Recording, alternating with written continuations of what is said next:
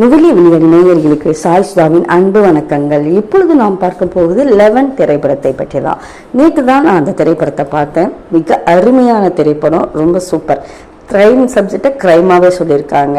இமான் அவர்கள் இசை அந்த படத்துக்கு ஏற்ற மாதிரி இருக்குது. இந்த படத்தின் வெற்றிக்கு முழு கிரெடிட்டையும் நான் இயக்குனர் லோகேஷ் அஜில்ஸ்கே கொடுக்க விரும்புகிறேன். நுவலி விளையாடியின் சார்பில் அவருக்கு ஒரு பூங்கொத்து. எதற்காக அப்படின்னா, எந்த ஒரு கிரைமாக இருந்தால் கூட அந்த கிரைமை செய்யறதுக்கு ஒரு நியாயத்தை சொல்லணும். அந்த நியாயத்தை நம்ம ஏற்றுக்கிற மாதிரி சொல்லணும். ஆனால் பெரும்பாலும் படத்தில் நாம் இதுக்கு இது செஞ்சிருக்க தேவையில்லை அப்படின்னு நம்ம சொல்லுவோம் இல்லையா. கரெக்டு தான், அவங்க பாதிக்கப்பட்டாங்க தான், ஆனால் அதுக்கு அது செஞ்சிருக்க தேவையில்லைன்னு சொல்லுவோம். அந்த கேள்வியை அந்த கொலை செய்யறாளுகிட்ட கொலையாளியிடம் கேட்குறாங்க. அதுக்கு அந்த கொலையாளி சொல்கிறாங்க, என்னப்பா எல்லாருமே இதே தான் சொல்கிறீங்க, பாதிக்கப்பட்டவங்ககிட்ட மறந்துடுங்கன்னு சொல்கிறீங்க, செஞ்சவங்கள தப்பு செஞ்சவங்கள மன்னிச்சிடுங்கன்னு சொல்கிறீங்க, என்னால் மன்னிக்கவும் முடியல மறக்கவும் முடியலையே அப்படின்னு சொல்லிட்டு எல்லா கொலையும் செஞ்சுட்டு விஷ மாத்திரையை குடிச்சிட்டு இறந்துடுது அந்த கதாபாத்திரம். இந்த கதாபாத்திரம் அப்படியே சமூகத்தில் நடக்கிற அவலத்தை நம்ம கண்ணத்தில் அரையிற மாதிரி சொல்லலை.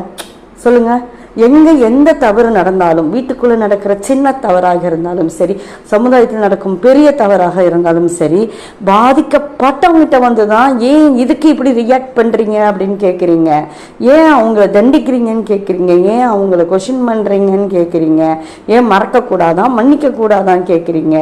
ஆனால் அது சாத்தியமா? அது எப்படி சாத்தியம் இல்லையோ அதே போல் இந்த கொலையாளி செய்வது போல நம்மால் போய் கொலை செய்வதும் சாத்தியமில்லை தான். ஆனால் நம்மால் முடியாததை ஒருவர் செய்யும் பொழுது அவர் பக்கம் நம்மளுடைய ஓட்டு போய் சேருகின்றது. அப்படிதான் அந்த கதாபாத்திரத்துக்கு என்னுடைய ஓட்டு போய் சேருகின்றது. கொலைக்கு ஆதரவு தருகிறீர்களா அப்படின்னு கேட்டால் ஒரு தண்டனை வலுவாக இருந்தால்தான் அந்த குற்றங்கள் குறையும். சர்வ சாதாரணமாக எல்லா இடத்திலும் இந்த நடக்கின்ற குற்றங்கள் தான் இன்றைய காலகட்டத்தில் இது பெருகிவிட்ட குற்றங்கள் தான். ஆனால் அது குற்றம் அப்படின்னு தெரியாமே இன்றைய தலைமுறைகள் செஞ்சுக்கிட்டு இருக்கிறாங்க.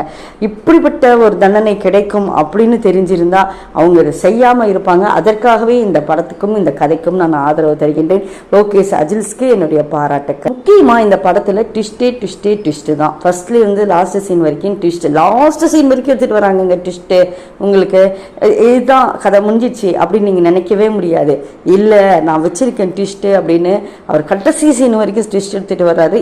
இவ்வளவு ட்விஸ்டா? ஆனால் நான் எதிர்பார்த்த ட்விஸ்ட்டு அது ட்விஸ்டாக அமையலை. அது ஒரு நியாயமாகவே வந்துடுச்சு. அந்த பள்ளி எரிந்ததும் அவனால் இருக்குமோ இல்லை, அது ஒரு நியாயமாக கற்பிக்கப்பட்டது. இதற்காகவே லோகேஷ் அஜில்ஸ்க்கு மீண்டும் ஒரு பூங்கொத்து. மீண்டும் உங்களை நல்லதொரு திரைப்படத்துடன் உங்களை சந்திக்கும் வரை உங்களிடமிருந்து விடைபெறுவது உங்கள் சினிமா ரசிகை. நன்றி, வணக்கம்.